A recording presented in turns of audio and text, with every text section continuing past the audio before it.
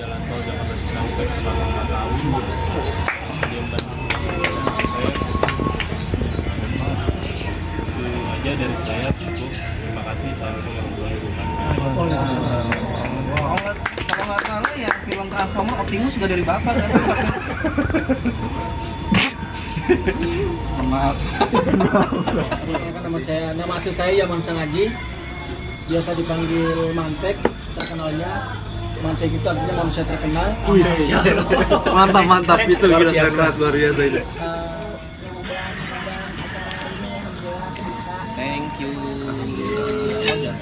Tengah kesibukan ya aku selalu bilang aku lagi kalau lagi nggak yang penting-penting banget aku pasti jarang bisa hadir. Jadi aku memang Oke, itu dari saya, terima kasih dan sekali lagi salam kenal semuanya. Thank you Mas John. Keren. Siap. Assalamualaikum warahmatullahi wabarakatuh. Waalaikumsalam. Perkenalkan nama asli saya Yaman Sangaji, biasa dipanggil Mantek. Terkenalnya Mantek itu artinya manusia terkenal. Mantap itu gila, keren banget, luar biasa itu. Terus aslinya sih dari Ambon, tapi sekarang udah domisili di Depok. KTP-nya udah jadi Depok. dari tahun kapan? Dari tahun 2017.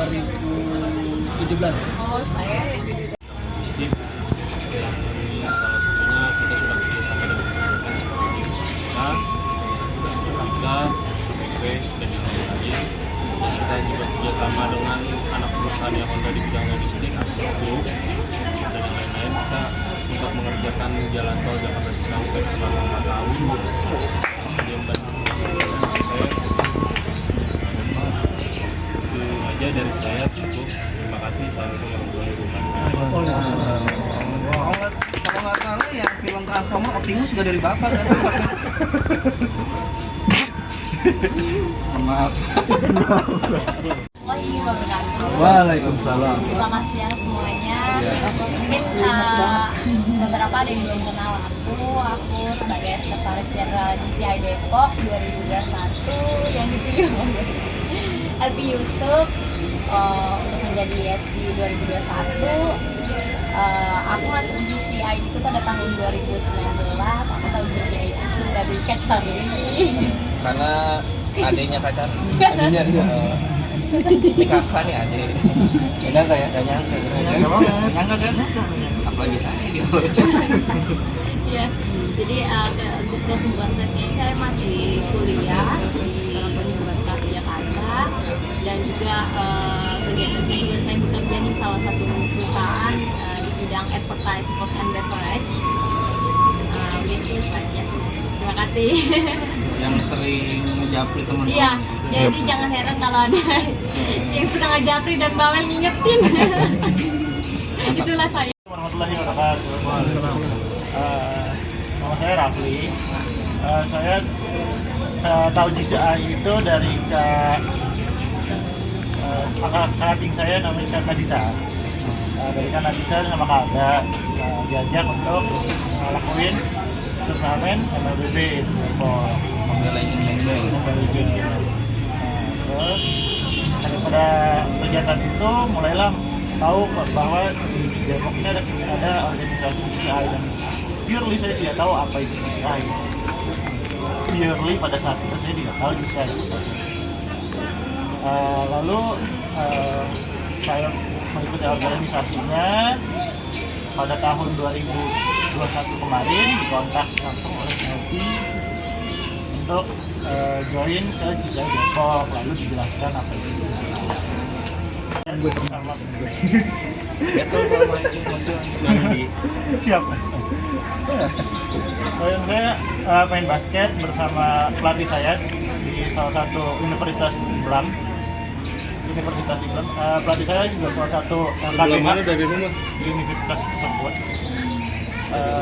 Jadi di komunitas kami kalau memang berprestasi bisa masuk ke universitas tersebut. Jadi kalau Rafli ini untuk informasinya ini dia tuh pemuda yang sangat antusias di bidang e-sport. Dia koordinatornya e-sport GCI Depok. Jadi sekarang GCI Depok itu punya tim udah punya tim, nanti tinggal siap launching lah. Ada apa namanya? Ada kaosnya sendiri ntar ya. Berarti bukan pemuda tersesat ya berarti? Hah? Masih tersesat. Oh, masih tersesat juga sama. Mungkin 2001 Kan belum masih launching, tersesat. belum launching. Belum mati masih tersesat. Masih rancu ya. Nah nanti insya Allah kita kedepannya bikin acara e-sport juga Mobile Legends dan kita juga ngikutin juga. Jadi kalau ada acara nasional yang Mobile Legends apa, JCI Depok juga ikut juga tuh. Nah alhamdulillah kemarin udah dapat kan kita tambah 2 ya. Dan salah satu tugas di GCI adalah menggerakkan anak muda ke jalan yang lebih benar ya kan? Hal yang positif lah ya kan, sebagai yang mana kita tahu kan biasanya ya anak muda banyak yang tersesat gitu ya kan. Nah, cara menggaitnya yaitu dengan salah satu apa yang mereka suka, salah satunya dengan bermain game, salah satunya dengan hobi saya bermain basket. Mungkin kedepannya ada cabang basket. Yang penting jangan main perasaan aja. Boleh. Jadi budayawan Depok. Waduh, letakkan nasi pertama. Sambil makan aku sambil kalau nggak apa-apa. Ya sebelumnya terima kasih LP itu yang udah mengundang acara hari ini. Alhamdulillah aku bisa Thank you. di tengah kesibukan. Karena aku selalu bilang aku lagi kalau lagi nggak yang penting-penting banget aku pasti jarang bisa hadir. Jadi aku memang sudah aktif berorganisasi. Memang aku awali tuh di GCI Depok tuh tahun 2015 akhir, sekitar bulan Oktober ya. Memang sampai detik ini alhamdulillah masih menyempatkan untuk tetap berusaha aktif, karena aku dimanapun selalu berusaha mengkampanyekan bagaimana anak-anak muda sekarang atau pemuda-pemuda tuh wajib berorganisasi. Kenapa berorganisasi? Karena berorganisasi itu membentuk karakteristik kita, membangun integritas kita, membuat kepribadian kita tuh sebenarnya semakin baik. Walaupun dalam organisasi itu selalu ada polemik, tapi polemik itu bukan untuk dihindarin, tapi itu adalah menjadi bagian tantangan kita, bagaimana kita menyikapinya, bagaimana kita mencari solusi untuk menghadapi setiap masalah dalam organisasi. Dari situ adalah tantangan kita untuk belajar lebih baik lagi bagaimana nih kita menyikapinya dalam organisasi. Memang di era sekarang banyak sekali pemuda-pemuda yang memang ke arah era digital kan itu udah lebih asik di sosial media ya. Tapi secara attitude dan komunikasi itu banyak yang memang sangat minim sekali. Karena apa? Dalam berorganisasi tuh kita ditantang, kita tuh harus selalu bersikap sopan, harus berkomunikasi dan attitude yang baik kepada senior. Antara senior junior tuh harus gimana sih kayak gitu. Dan itu sangat penting sekali ya, karena saya beberapa tahun berorganisasi ini, saya udah lebih dari 5 organisasi yang memang masuk secara kepengurusan, dan itu mau salah atau benar ketika di senioritas ya kita harus siap-siap gitu, siap aja sama senior. Tapi ya itu menjadi tantangan kita, pembelajaran juga ya, udah akan semakin lebih baik dari kita lah dalam pembangunan integritas. Jadi ya aku senang banyak memang istilahnya junior aku yang memang selama ini aku berusaha libatkan di organisasi, yaitu termasuk di GCI Depok. Kenapa aku melibatkan di GCI Depok? Karena implementasi yang ada di dalam GCI itu termasuk bagus, yang memang bisa kita aplikasikan di organisasi-organisasi lain.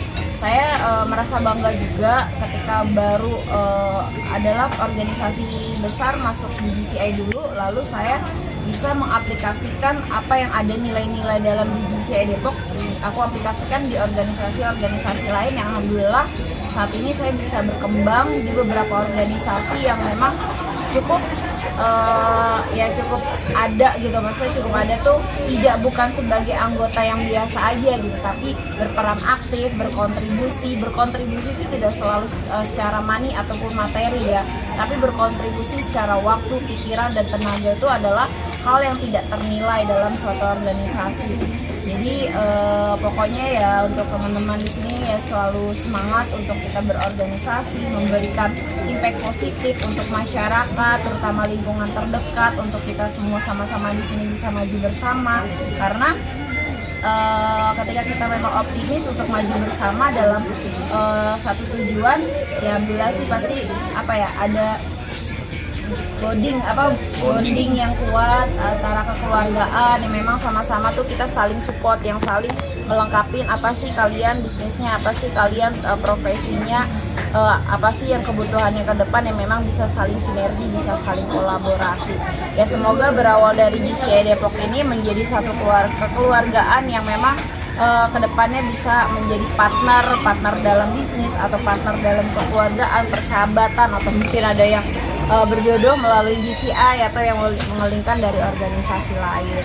Gitu ya, sukses juga buat LPU tuh, walaupun kadang sering japri WA aku juga kadang masih suka jangan judes ya.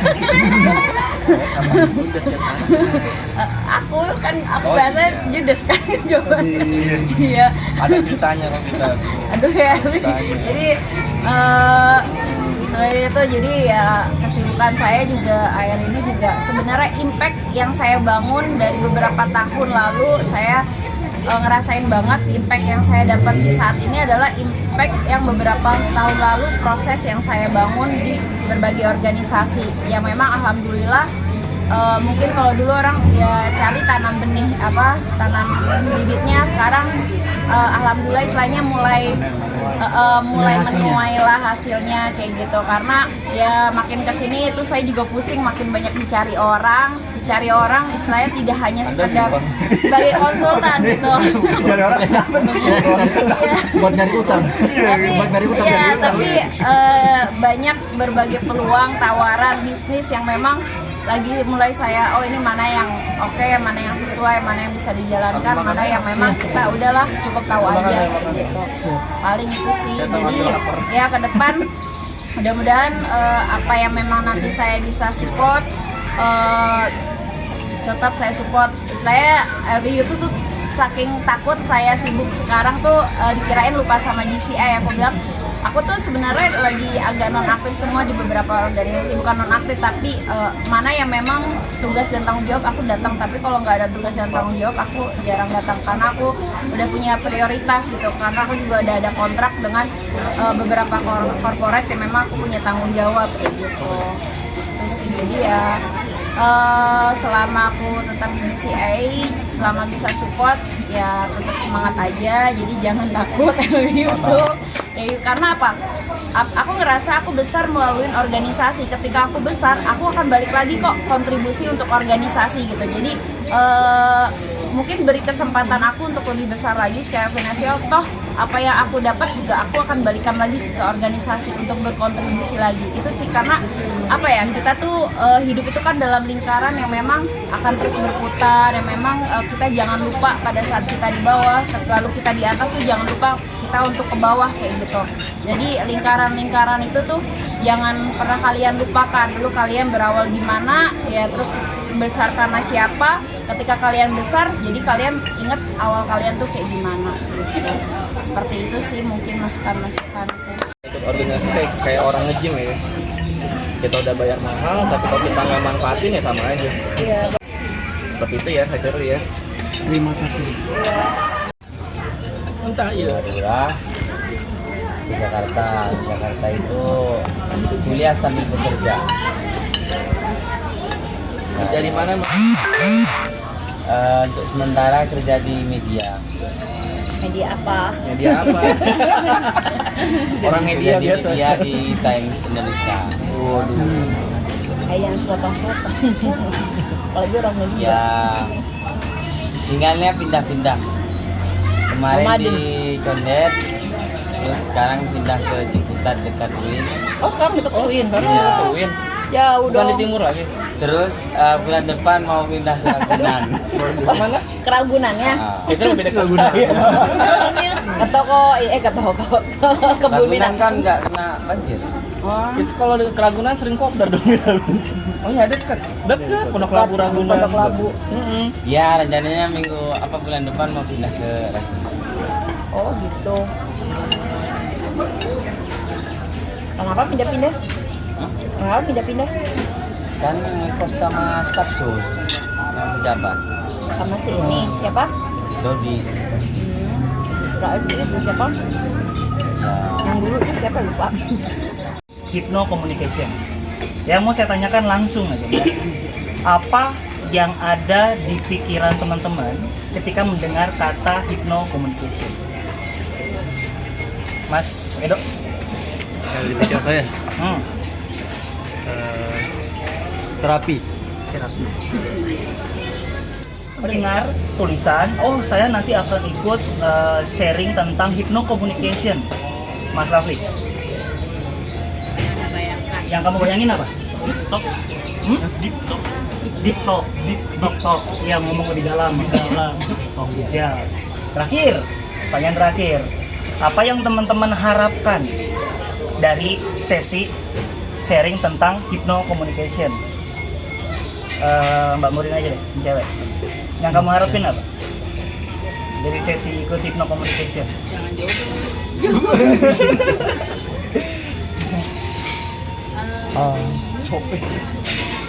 Sharingnya. Lebih ke arah sharing tentang pengen tahu tentang hypno communication. Oke, adalah materi yang kalau saya normalnya kalau ngasih materi ini tuh minimal 4 jam. Tapi di sini karena alhamdulillah saya diberikan waktu kurang lebih 20 menitan lah ya, 20 menitan. Jadi yang pertama saya akan langsung ke intinya aja. Yang kedua akan banyak prakteknya teman-teman. Jadi nanti teman-teman bakal ada prakteknya di sini nih. Oke. Nah sekarang gini, sebelum langsung masuk ke materi hypno communication, kita akan pemanasan dulu. Nah, ini praktek pertama kita nih, pemanasan dulu belum masuk ke hypno communication.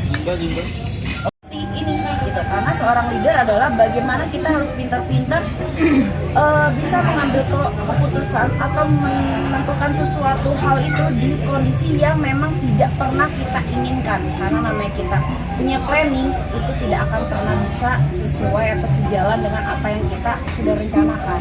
Jadi aku berharap LPU tuh walaupun dengan kondisi entah pada saat pandemik atau setelah pandemik itu bukan sesuatu yang memang menjadi resiko, tapi itu menjadikan tantangan bagaimana kamu bisa mempertahankan organisasi ini. Karena bila kamu bisa mempertahankan organisasi ini, itu kamu bisa membanggakan diri kamu bahwa oh ya ternyata di kondisi saat ini aku berusaha menjadi pemimpin untuk menjadi seorang leader yang memang aku bisa menghadapin loh di kondisi saat ini.